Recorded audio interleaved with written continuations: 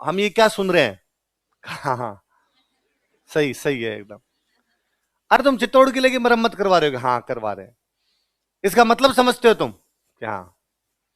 मतलब तुम संधि तोड़ रहे हो मुगलमणि के? हाँ ये आपने बताया नहीं। अरे इसका मतलब लड़ाई होगी आपस में, करनी है कि अजमेर पे तो कब्जा किया था इसने। और अजमेर में तो इसके दिमाग में राज सिंह और जोरदार थी कि अजमेर वाली दरगाह तोड़ेंगे।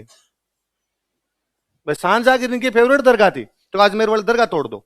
वो तो मिर्जा राजा जय सिंह जयपुर वाला राजा था, शाहजहां ने उसको भेजा, इनको कह रहे बापुड़ा ये तो मत करो रहे दरगाह वर्गा। तो मिर्जा राजा जय सिंह राज सिंह से बात करने के लिए, और उसने कहा कि यार अपने ये काम नहीं करते यार, तोड़ने वोड़ने वाले काम इसी के, भगवान का घर किसी का भी हो भगवान ही होते हैं।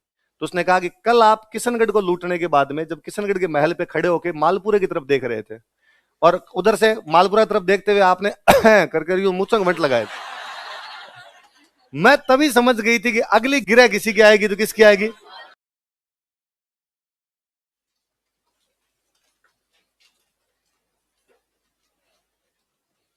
सुनना, देखो बात सुनना।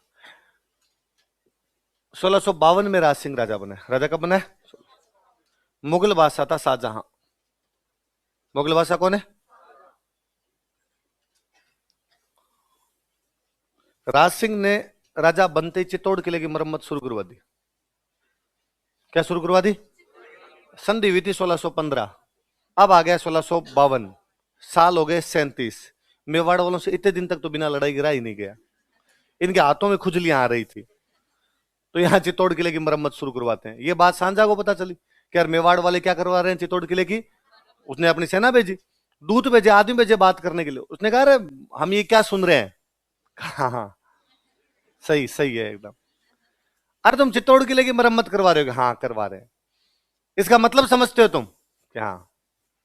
मतलब तुम संधि तोड़ रहे हो मुगलमणि के? हाँ ये आपने बताया नहीं। अरे इसका मतलब लड़ाई होगी आपस में, करनी है कि तो कर्ण सिंह उस टाइम अमर सिंह को कहता है कि कुछ समय की शांति आगे आने वाले युद्ध की तैयारी है।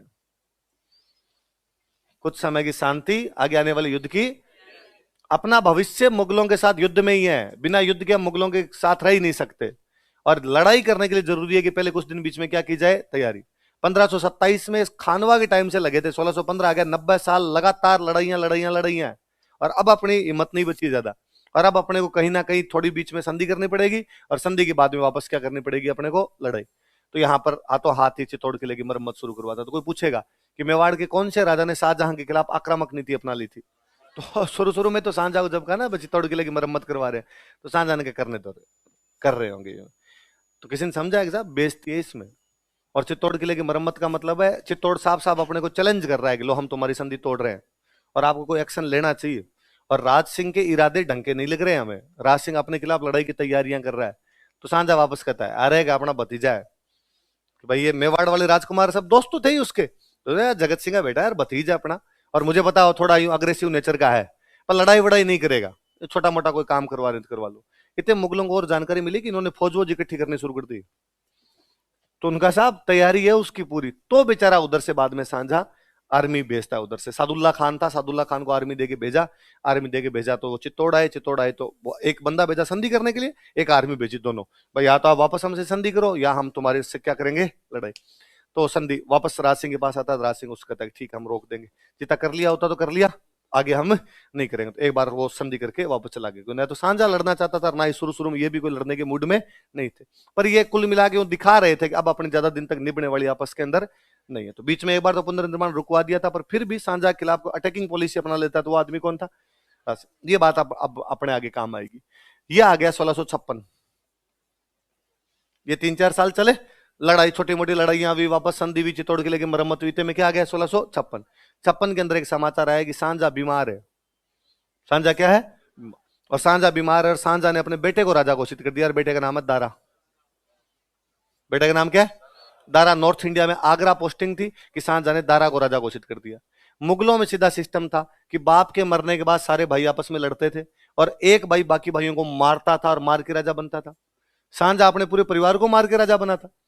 तो दारा के दूसरे जो भाई है, साउथ इंडिया में था औरंगजेब। साउथ इंडिया में कौन था? यहां गुजरात में था मुराद, और बंगाल में था सुजा। बंगाल में कौन था? सांझा के 4 बेटे, एक की पोस्टिंग नॉर्थ इंडिया में, एक की साउथ में, एक की आपके वेस्ट में, और एक की आपकी, चारों बेटों को उसने 4 जगह लगा रखा है। तो ये आपस में जैसे इन तीनों को पता चला कि पापा ने राजा किसको घोषित कर दिया, इनका अरे दारा कौन होता है राजा बनने वाला, इन तीनों ने दारा पे अटैक किए। इन तीनों ने किस पे अटैक किया, जो मुख्य लड़ाई हुई वो इन दोनों के बीच में हुई, दारा और औरंगजेब। किस किस के बीच में? अच्छा, दारा को अपॉइंट कौन कर रहा है? शाहजहां। अपने राजाओं की संधियां किसके साथ होती थी? बादशाह। बादशाह कौन है? शाहजहां। शाहजहां ने दारा को अपॉइंट किया, तो अपने वाले राजा किसका पक्ष लेंगे? शाहजहां का। तो जैसे ही शाहजहां को पता चला कि ये मुराद औरंगजेब सुजा लड़ने के लिए आ रहे हैं, तो शाहजहां ने अपने राजाओं का भी लड़ने जाओ मेरी तरफ से, क्योंकि जब दारा मेरी तरफ से है तो तुम भी मेरी तरफ से लड़ने जाओगे, दारा की तरफ से लड़ने जाओगे। तो अपने राजस्थान के लगभग सारे राजा किसकी तरफ से लड़ने के लिए गए? किसकी तरफ से? औरंगजेब राज सिंह के पास मैसेज करता है, औरंगजेब साउथ से ऊपर की तरफ आ रहा है, तो औरंगजेब राज सिंह के पास मैसेज करता है कि भाई राज सिंह जी, मेरे भाई और मेरे बीच में लड़ाई चल रही है, और आपके राजस्थान वाले लगभग सारे राजा जो है वो दारा की साइड में, आप किसकी साइड में हो? तो राज सिंह ने कहा किसी की नहीं, मैं किसी की साइड में नहीं हूं, ना तो दारा की साइड में जाऊंगा ना तेरी साइड के अंदर जाऊंगा। औरंगजेब ने कहा थैंक यू, क्योंकि यदि राज सिंह दारा की साइड से जाता है तो पलड़ा कमजोर किसका होता है?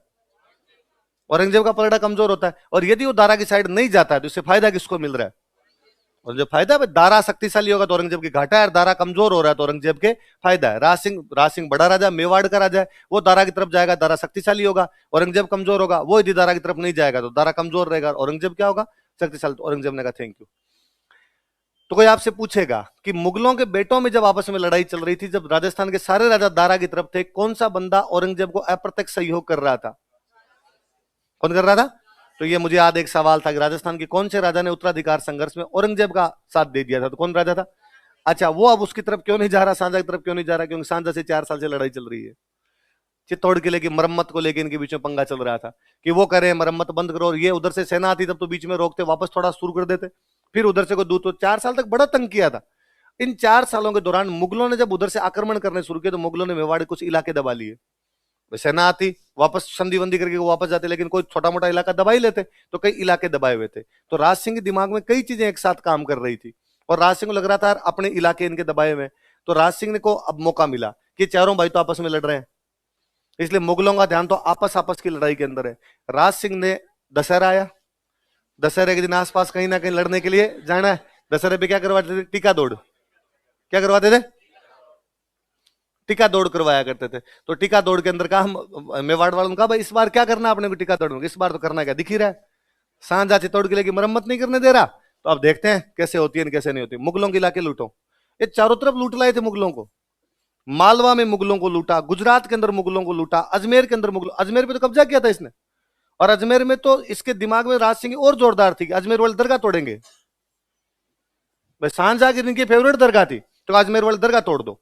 वो तो मिर्जा राजा जयसिंह जयपुर वाला राजा था, सांझा ने उसको भेजा, कह रहे बापुड़ा ये तो मत करो रहे दरगाह वर्गा। तो मिर्जा राजा जयसिंह राज सिंह से बात करने के लिए, और उसने कहा कि यार अपने ये काम नहीं करते यार, तोड़ने वोड़ने वाले काम इसी के, भगवान का घर किसी का भी हो भगवान ही होते हैं, पर यार ये तोड़ने वाले काम नहीं किए जाए। तो छोड़ा था इसने। बाकी अजमेर लूटा, किशनगढ़ लूटा, मंडलगढ़ लूटा, मुगलों के जहां जहां कब्जे थे वहां से टैक्स लेके आ गया। लूटने का मतलब ये होता था भाई मालवा है, और मालवा में टैक्स कौन लेते हैं? मुगल। तो मुगलों का एक बंदा बैठा है, ये गैरिसन जागा इस बार कितना टैक्स है? उसने कहा 2 लाख है, मुझे दे। तो उसने कहा मैं मुगलों को भेजूंगा। नहीं नहीं, आज से अपना है ये इधर वाला। और जो आसपास के सारे इलाके जीते छीन लिए थे वो छीन के आ गया। अब वो इलाके छीन लिए तो मुगलों का नुकसान है, तो मुगलों को गुस्सा आना चाहिए। औरंगजेब राज सिंह को लेटर लिख के कह रहा है वेरी गुड, शाबाश लगा रहा है। तो और लगता है यार इनके भी सांठ गांठ जोरदार थी।